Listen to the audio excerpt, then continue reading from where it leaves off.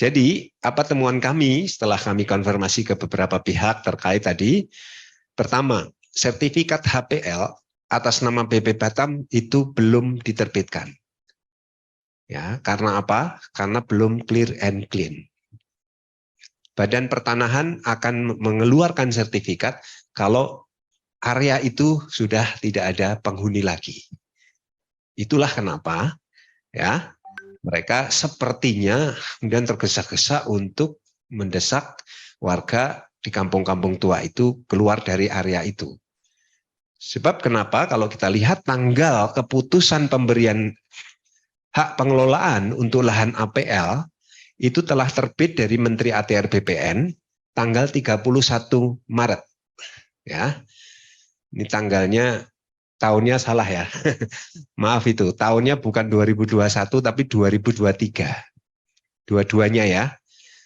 Jadi 31 Maret itu keluar ya SK pemberian HPL. Ya. Nah, SK ini punya batas waktu berlakunya, yaitu akan berakhir 30 September tahun ini juga, 2023. Meskipun dapat diperpanjang ya dengan persetujuan menteri. Nah, kalau dalam jangka waktu ini nggak terbit, ya memang kemudian gugur. Kalau dia nggak mengajukan perpanjangan. Ya. Artinya sertifikat HPL tidak akan pernah terbit. Ya.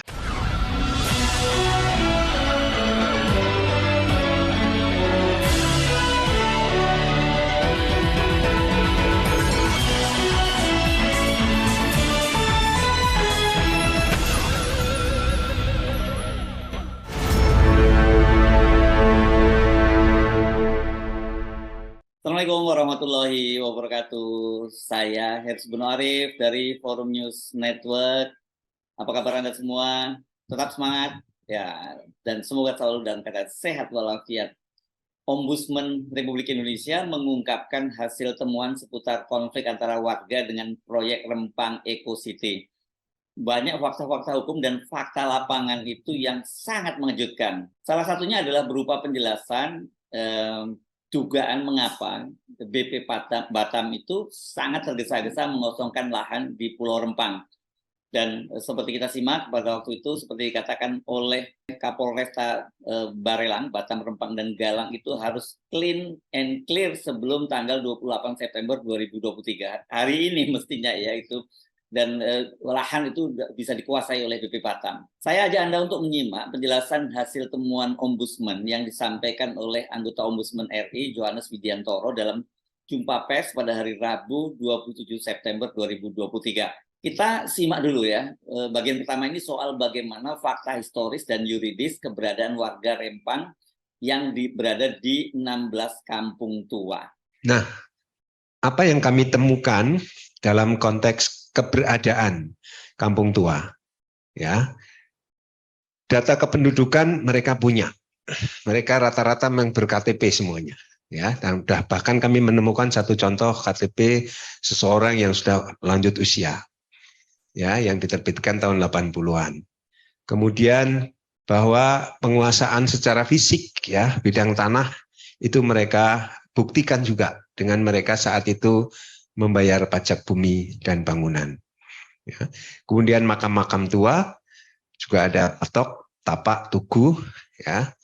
Dan ini yang di Sembulang, yang di Kampung Tua Rempang Cate itu ada juga patok tanda batas antar kampung di setiap kampung tua. Lalu ada data-data yang menyangkut soal proses pendidikan, ya, di salah satunya diindikasi dengan ijazah tahun 89 dari salah seorang warga. Nah, ini yang penting, teman-teman sekalian.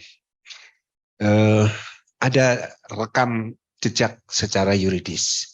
Bagaimana sebenarnya keberadaan kampung tua ini, ya. Dimulai dengan ada SK Wali Kota Batam nomor 105, ya, yang pada dasarnya menetapkan kampung tua dengan nama dan lokasi antara lain, ya, antara lain pada Kecamatan Galang ada 3 kampung, Kemudian diktum kedua dalam SK ini dikatakan terhadap kampung tua yang telah ditetapkan pada diktum pertama tidak direkomendasikan untuk HPL Otorita Batam. Saat itu masih namanya Otorita Batam yang kemudian menjadi PP Batam. Dan kewenangannya di bawah pemerintah Kota Batam. Itu 2004. Lalu Perda Kota Batam nomor 2 2004 itu juga menegaskan bahwa untuk memberikan kepastian hukum terhadap perlindungan kawasan perkampungan tua, perlu dilakukan kegiatan inventarisasi dan penetapan kawasan perkampungan tua dengan keputusan wali kota. Ya, itu ada di pasal 21 ayat 5. Lalu tahun 2006 ya ada keputusan bersama BP Batam dan wali kota Batam tentang tim evaluasi dan inventarisasi kampung tua. Jadi teman-teman bisa lihat sebenarnya tahun-tahun 2000-an itu semangat untuk ya memetakan, mengidentifikasi kampung tua itu sudah diketok ya melalui SK wali kota, melalui tim dan seterusnya. Bahkan hasil dari tim kajian itu tahun 2007 yang dasarnya itu SK gubernur itu menyatakan bahwa perkampungan tua yang terdapat di Pulau Rempang dan pulau-pulau lainnya yang termasuk dalam nota kesepakatan itu antara PT MEK dan PP Batam, itu direkomendasikan harus tetap dipertahankan. Ya, sehingga tidak termasuk dalam wilayah pengembangan kawasan. Ini yang kemudian kemarin kita klarifikasikan, kita konfirmasikan kepada BP Batam maupun Pemko. Kenapa rekomendasi ini tidak ditindaklanjuti? Ya, artinya dibiarkan saja menggantung sampai kemudian terjadi peristiwa kemarin. Tahun 2011 terbit keputusan bersama Pemko Batam dan BP Batam tentang perubahan SKP Tim Penyelesaian Kampung Tua. Ya. Lalu tahun 2015 muncullah maklumat Kampung Tua yang ditandatangani oleh, nah ini menarik, oleh Gubernur, oleh Pemko Batam, oleh DPRD, oleh Kantah, oleh RKWB. RKWB itu semacam lembaga yang memiliki tugas untuk istilahnya kemarin merawat warisan budaya, ya warisan budaya, termasuk di situ Kampung Tua. Lalu LAM, Lembaga Adat Melayu. Poinnya adalah mendukung penuh dikeluarkannya 33 titik kampung tua di Kota Batam dari HPL BP Batam dan menyerahkan penyelesaiannya kepada Pemko Batam. Nah, kenapa 33? 33 ini ternyata memang yang hanya di Pulau Batam saja. Ya, tapi kalau teman-teman nanti membaca secara lebih rinci, ya sebenarnya maksudnya kampung tua itu ya semua yang ada di area pulau-pulau yang ada di sana. Hanya kemudian yang tertuang dalam maklumat ini karena waktu itu informasinya status quo begitu ya. Yang di luar Pulau Batam itu termasuk Rempang Galang itu masih status quo. 2020. Nah, ini menarik. Ada SK Wali Kota ya tentang tim teknis penyelesaian legalitas Kampung Tua Kota Batam. Jadi sudah ada SK juga. Yang kalau kita baca SK itu ya secara detail ya, saya coba bacakan. Ya, pada dasarnya ada semangat untuk melindungi, melestarikan ya, mempertahankan nilai-nilai budaya masyarakat asli Batam. Ya. Nah, artinya ini ada semacam sebuah langkah yang sepertinya kemudian tidak tuntas. Sampai kemudian muncul persoalan kemarin itu. Ya, yang tidak ada yang salah ketika seorang Menteri ATR BPN mengatakan mereka tidak punya sertifikat. Iya. Tidak salah, ya. Tapi kami melihatnya justru kenapa proses legalisasi yang sudah dimulai di awal tahun 2000-an, 2004 sampai hari kemarin kok tidak difinalisasi, tidak dijalankan, tidak diproses dan tidak selesai. Ya. Sehingga muncullah kemudian peristiwa kemarin. Nah, yang terakhir menariknya, tahun 2021 muncul Perda Kota Batam nomor 4 tahun 2021. Di sana perkampungan tua itu sudah tidak diatur lagi. Ya.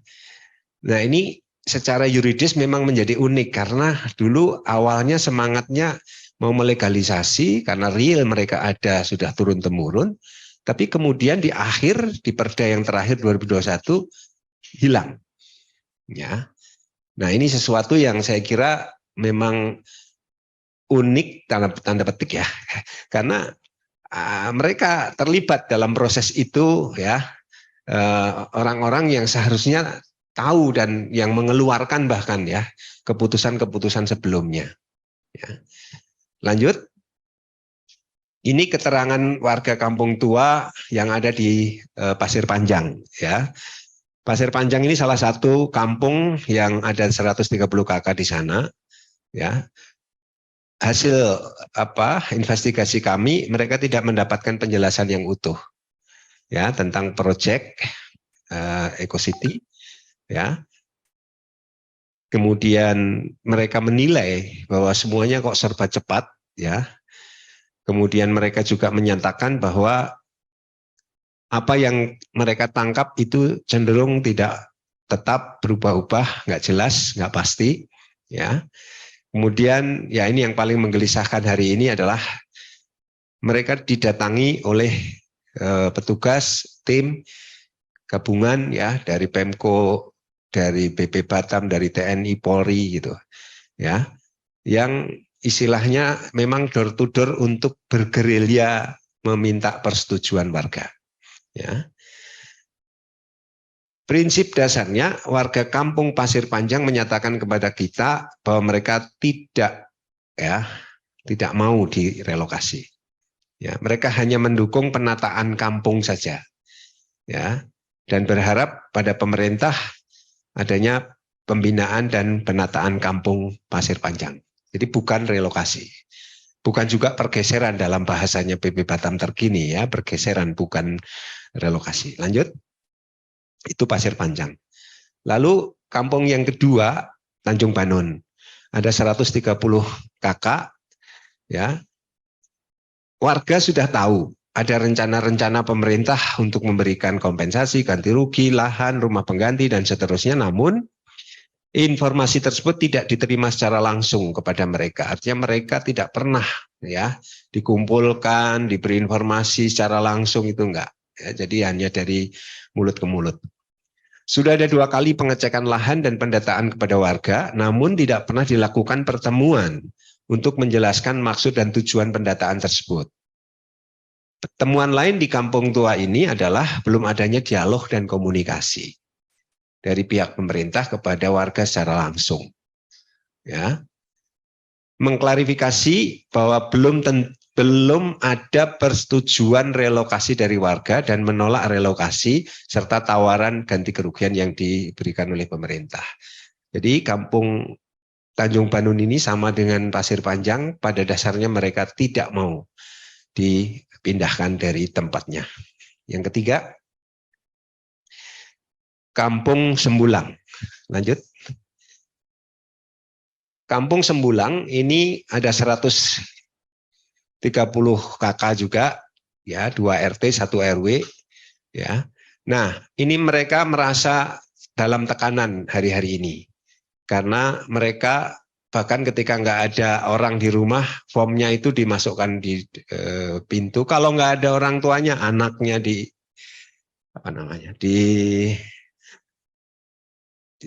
dipaksa mewakili orang tuanya lah gitu untuk mengisi form dan tanda tangan gitu.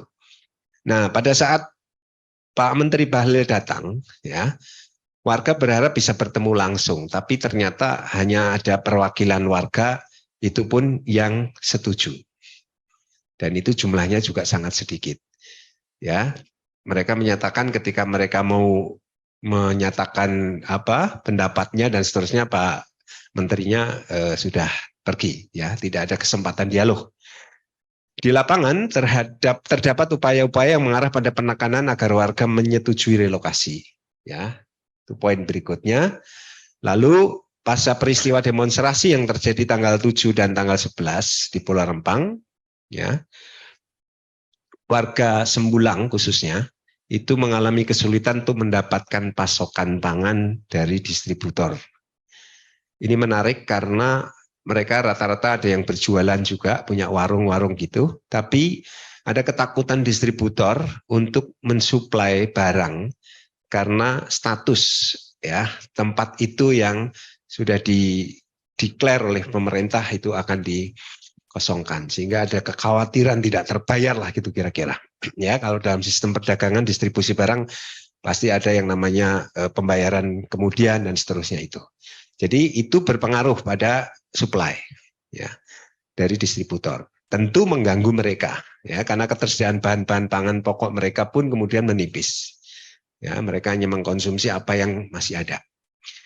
Berharap keluarga yang ditahan, karena ini ada yang dari warga Sembulang, itu juga dibebaskan, mereka sampaikan kepada kami, nanti akan kami sampaikan di belakang. Dan memang saat ini mereka, para bapaknya itu cenderung khawatir melaut karena takut kalau lama di laut pulang sudah digusur dan seterusnya. Ya, itu tentu mempengaruhi pendapatan mereka. Ya, lanjut. Nah, apa yang kami dapat dari pertemuan dengan BP Batam dan pemerintah Kota Batam? Teman-teman semua tahu bahwa Wali Kota Batam itu ex officio Kepala BP Batam. Ya, ini sesuatu yang kemudian dalam kacamata kami juga menarik karena kapan dia berperan sebagai kepala daerah yang bekerja untuk warganya, kapan dia bekerja sebagai kepala BP Batam yang bekerja untuk tanda petik ya mengelola bisnis lah gitu kira-kira. Ya. Nah, mereka menyatakan bahwa memang sudah ada perubahan. Tadinya relokasi ke kampung di Dapur 3 di Pulau Galang sudah bergeser tetap di Rempang, ya, khususnya nanti di Tanjung Banon. Ya. Hak warga yang terdampak ini sudah dinyatakan juga oleh BP Batam melalui berbagai media bahwa mereka sudah menyediakan kafling sekian ratus meter rumah nilainya sekian juta, ya, kemudian tambahan kompensasi ya bagi mereka yang nilainya lebih dari yang dianggarkan, kemudian juga ada tambahan kompensasi atas nilai-nilai tanaman, tumbuhan, bangunan ya. Lalu mereka juga menyatakan akan ada bantuan relokasi sementara mulai dari biaya hidup per bulan per orang 1,2 juta. Kemudian ada uang sewa rumah 1,2 juta per hunian per bulan, paket bahan pangan, dan juga disiapkan transportasi. Ya. Nah, kawasan tahap pertamanya itulah kampung-kampung yang kemarin kami kunjungi. Ya, karena tahap pertama yang 2000 hektar itulah nanti akan langsung berdampak pada eksistensi kampung-kampung tua yang ada di situ. Yang rencananya untuk kawasan industri, kawasan menara dan itu ada di wilayah Tanjung Banon gitu. Area apa namanya? Pergeserannya dalam bahasa mereka. Nah, saat ini ada beberapa posko di lokasi ya yang didirikan oleh BP Batam, oleh aparat, oleh berbagai pihak dari pemerintah untuk menerima pendaftaran warga. Selain mereka juga mengirim tim door to door ya untuk meminta persetujuan relokasi warga.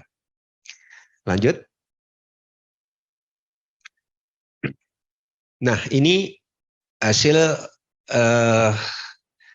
apa namanya pemetaan ya, lahan dan program yang ada di Pulau Rempang. Teman-teman bisa melihat bahwa keseluruhan ya, bukan keseluruhan, sebagian besar ya Pulau Rempang ini memang kalau lihat warnanya itu hutan ya, yang ungu ya, hutan produksi yang dapat dikonversi karena ada macam-macam jenis, ada hutan produksi yang dapat dikonversi. Nah, yang putih-putih itulah APL yang sekarang ini sedang dimohonkan oleh BP Batam untuk mendapatkan HPL, hak pengelolaan. Nah, yang putih-putih itulah eksistensi kampung-kampung tua. Ya. Selebihnya hutan lindung. Juga ada kawasan suaka alam, taman buru, dan lain-lain. Dari pemaparan tadi sudah jelas bahwa secara historis dan yuridis kedudukan hukum warga kampung tua Rempang itu sangat kuat dan jelas. Jadi nggak bisa kalau mereka terus kemudian tiba-tiba dipindahkan atau digeserkan begitu saja tanpa ada persetujuan dari mereka. Nah, pertanyaannya sekarang, mengapa BP Batam itu tampak tergesa-gesa dan memberi batas waktu tanggal 28 September harus kosong? Jadi, apa temuan kami setelah kami konfirmasi ke beberapa pihak terkait tadi? Pertama, sertifikat HPL atas nama BP Batam itu belum diterbitkan. Ya, karena apa? Karena belum clear and clean. Badan Pertanahan akan mengeluarkan sertifikat kalau area itu sudah tidak ada penghuni lagi. Itulah kenapa ya mereka sepertinya kemudian tergesa-gesa untuk mendesak warga di kampung-kampung tua itu keluar dari area itu. Sebab kenapa? Kalau kita lihat tanggal keputusan pemberian hak pengelolaan untuk lahan APL itu telah terbit dari Menteri ATR BPN tanggal 31 Maret. Ya, ini tanggalnya, tahunnya salah ya. Maaf itu, tahunnya bukan 2021 tapi 2023. Dua-duanya ya. Jadi 31 Maret itu keluar ya SK pemberian HPL.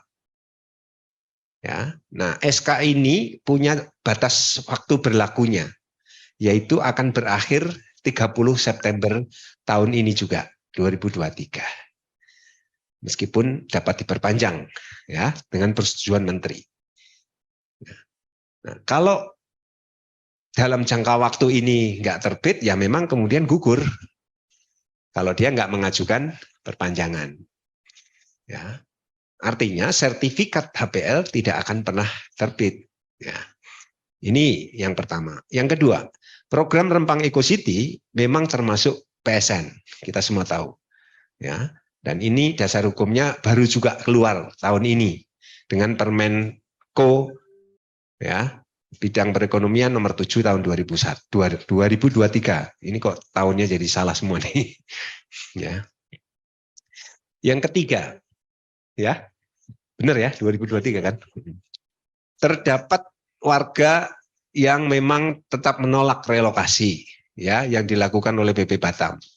Pada dasarnya tadi beberapa kampung yang kami survei, warga merasa mereka ini sudah turun-temurun, generasi ke generasi di sana, bahkan ada yang sampai 6-7 generasi sudah di situ. Dan mereka merasa tidak ada jaminan bahwa mereka kalau dipindahkan akan mendapatkan sumber-sumber mata pencaharian yang sama. Ya, pemerintah belum melakukan sosialisasi secara masif kepada mereka dan menyampaikan informasi secara menyeluruh apa yang direncanakan dan apa yang akan terjadi kemudian. Yang keempat, warga menilai belum ada kepastian, baru janji-janji. Ya, memang secara objektif kita tahu bahwa tempat-tempat untuk memindahkan mereka juga belum siap. Gitu. Keempat, belum ada dasar hukum terkait dengan anggaran, ya, anggaran pemberian kompensasi dan program-program yang dijanjikan itu. Ya, berdasarkan keterangan dari BP Batam, terkait dengan pemberian kompensasi berupa rumah pengganti, uang tunggu, hunian sementara, ya, itu kan tidak serta-merta uangnya ada. Ya, mesti harus ada dasar hukumnya juga. Nah, ini yang kami dengar terakhir dalam perjumpaan dengan BP Batam. Saat itu juga Presiden dengan beberapa menteri terkait dan kepala BP Batam memang sedang rapat terbatas ya untuk membahas itu. Apakah nantinya akan keluar peraturan Presiden untuk hal ini kita belum tahu. Ya. Yang kelima, belum seluruh perkampungan tua di Batam ditetapkan batasnya oleh Pemko pemerintah Kota Batam. Nah, ini juga yang secara langsung dinyatakan oleh lembaga adat Melayu yang mewakili komunitas kampung tua. Mereka sejatinya menghendaki segera ada penetapan batas-batas kampung tua itu. Ya, yang pernah dimulai ya tadi tahun 2004 dengan berbagai kebijakan pemerintah kota saat itu, tapi tidak tuntas. Nah, dari sini kita jadi tahu ya, kenapa kok ngotot harus clean and clear. Jadi mereka ini sendiri posisinya juga belum kuat-kuat amat ya, jadi mereka juga berkejaran dengan waktu. Tapi kenapa kemudian yang jadi korban kok dikorbankan maksud saya adalah warga. Nah, sekarang kita simak soal bagaimana nasib 35 orang warga yang ditahan setelah bentrokan dengan aparat keamanan pada tanggal 11 September lalu. Kan ada 2 kali bentrokan ya. Pertama bentrokan tanggal 7 September dan orang-orang yang ditahan waktu itu sudah dibebaskan, dan sekarang ini ada bentrokan pada tanggal 11 September yang lebih besar dan jumlah orang yang ditangkap juga lebih banyak. Temuan sementara dari Ombudsman. Yang pertama, terkait dengan penegakan hukum oleh aparat kepolisian ketika waktu itu ada demonstrasi tanggal 7, tanggal 11 September. Kita fokus ke tanggal 11 karena yang tanggal 7 sepertinya sudah ada kebijakan untuk penangguhan penahanan ya dari para pihak yang ditangkap. Nah, saat ini di rutannya Polres ya itu ada 35 orang ya ditetapkan sebagai tersangka terkait kericuhan tanggal 11 September di BP Batam ya. Kemudian secara umum kondisi mereka baik ya, 7 diantaranya kemarin kami sempat berdialog dengan mereka yang memang berasal dari kampung-kampung tua itu ya. Nah, pada prinsipnya secara hukum warga yang ditahan ini sudah mendapatkan bantuan hukum dari penasihat hukum. Ya, ada komunitas pemberian bantuan hukum yang tergabung atau koalisi ya beberapa lembaga. Kemudian yang ketiga memang ada keluhan-keluhan warga terkait dengan perilaku aparat. Kalau kita bicara soal trauma, itu mereka masih ada. Kehadiran aparat berseragam itu masih membuat mereka takut. Ya, dalam banyak hal karena ya itu sama sekali hal baru bagi kehidupan mereka yang sudah puluhan tahun di situ. Ya, tiba-tiba tidak nyaman dengan berbagai kejadian yang berkaitan dengan kehadiran aparat di situ. Apalagi kalau kemudian mereka bersenjata dan seterusnya. Nah, maka tuntutan mereka ya ini harusnya jangan lagi ada ya ke warga-warga itu. Lanjut. Apa saran korektif kami untuk saat ini ya, karena kami lagi berproses terus ini ya untuk sampai nanti pada final. Pertama, Ombudsman meminta pemerintah Kota Batam dan BP Batam beserta jajaran dan seluruh instansi terkait lain untuk mengedepankan melakukan dialog musyawarah dengan masyarakat secara langsung, tokoh-tokoh adat secara persuasif dan tidak mengedepankan atau menggunakan pendekatan kekuasaan yang disimbolkan dengan tadi seragam aparat. Karena itu akan sangat berpengaruh pada situasi psikologis warga di sana. 2, pemerintah Kota Batam terlibat aktif memulihkan stabilitas ekonomi warga dengan menjamin adanya pasokan kebutuhan dasar pangan khususnya ke warung-warung milik warga. Ya, karena ini berkaitan dengan kebutuhan dasar ya, kebutuhan dasar yang harus ada, tersedia, terjangkau ya. Ini penting. Yang ketiga, Polres Balerang ya membebaskan atau memberikan penangguhan penahanan bagi warga yang masih ditahan sesuai dengan ketentuan. Ini juga sudah kami nyatakan langsung di depan Kapolres ya bahwa Ombudsman meminta mereka warga dari kampung tua yang ikut demonstrasi yang tidak menggunakan senjata tajam, yang tidak terkait dengan narkoba, ya, yang betul-betul memperjuangkan untuk mempertahankan kampungnya itu dibebaskan atau ditangguhkan. Ada komitmen disampaikan oleh Kapolres, ya. Kita lihat saja nanti bagaimana. Yang keempat, pemerintah Kota Batam bersama dengan BP Batam ya menegaskan dan menyampaikan secara langsung, tidak melalui wakil begitu, langsung baik itu tulisan maupun tertulis kepada warga tentang keputusan pemerintah ya untuk tidak adanya relokasi dalam waktu dekat. Ya, nah ini memang satu hal yang bagi kami penting ya untuk mengkondisikan dulu situasi di sana agar masyarakat tenang dulu. Artinya tidak memaksakan diri ya untuk kemudian bahkan menggunakan pendekatan kekuasaan. Ya, itu poin yang keempat. Selanjutnya, apa yang akan kami lakukan ke depan? Slide berikutnya. Kami masih akan terus melakukan permintaan keterangan ke pihak terkait, ya, secara khusus juga nanti Mabes Polri terkait dengan bagaimana sih sebenarnya pendekatan aparat terkait dengan proyek-proyek strategis atau program-program strategis nasional. Ya, sudah banyak PSN, tetapi kenapa kemudian yang terkait dengan masalah-masalah ini harus dengan mengerahkan aparat, ya. Konfirmasi temuan-temuan kami tentunya, ya, itu akan selalu kita tindak lanjuti, dan kemudian nantinya kami akan menyerahkan LHP kami, apa yang kami sudah hasilkan nanti akan kita serahkan ke pihak-pihak terkait, dan tentunya kemudian memonitor apakah apa yang kami sampaikan, kalau ada korektif action di situ, apakah dijalankan atau tidak, ya. Nah, salah satu yang terkait dengan konfirmasi itu dijanjikan oleh BP Batam, karena mereka menyampaikan sudah ada sekian ratus warga yang mendaftar untuk relokasi. Sementara kami menemukan di lapangan tidak ada yang setuju relokasi. Nah, angka-angka ini sedang kami coba telusuri. Betulkah ada sekian ratus orang? Ya, karena teman-teman tahu, di Pulau Rempang itu selain warga kampung-kampung tua yang sudah turun-temurun, ada banyak orang di sana, ada banyak pendatang di sana, dengan yang punya tanah sekian hektar, yang punya usaha ini, punya usaha itu, klasifikasinya itu macam-macam. Nah, pertanyaannya, yang bersedia ini siapa? Jangan-jangan pendatang, jangan-jangan bukan warga-warga kampung. Ini yang kami sedang telusuri. Ya, karena menurut kami ini penting validasi data. Ya, jadi jangan hanya diklaim sudah sekian ratus orang, tapi pertanyaannya siapa mereka?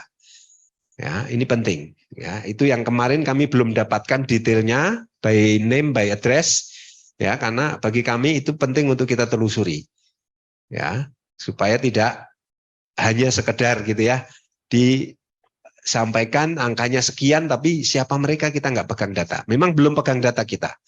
Ya, karena mereka baru menjanjikan akan memberikan kepada kita. Itu saja. Kalau kita menyimak secara cermat, secara detail penjelasan anggota Ombudsman RI tadi, Yohanes Widiantoro, kita itu sekarang bisa dapat gambaran dengan jelas apa sesungguhnya yang terjadi di Pulau Rempang. Sekarang kita tinggal ikuti perkembangannya. Apa langkah yang akan dilakukan oleh pemerintah setelah memperpanjang batas waktu pengosongan? Karena kan Menteri Investasi Bahlil Lahadalia menyatakan bahwa tanggal 28 September itu bukan batas waktu pengosongan. Apakah itu sekedar mengulur-ulur waktu, menunggu situasi yang memanas, itu mereda, dan setelah itu pengosongan dilanjutkan, atau tetap melanjutkan proyek Rempang Eco City dengan mengakomodasi kepentingan warga Rempang yang terutama di 16 kampung tua tadi sebagai pemilik asli dan sah kawasan itu bahkan sejak Indonesia belum merdeka. Saya Hersbun Arif dari Forum News Network. Sampai jumpa lagi. Wassalamualaikum warahmatullahi wabarakatuh.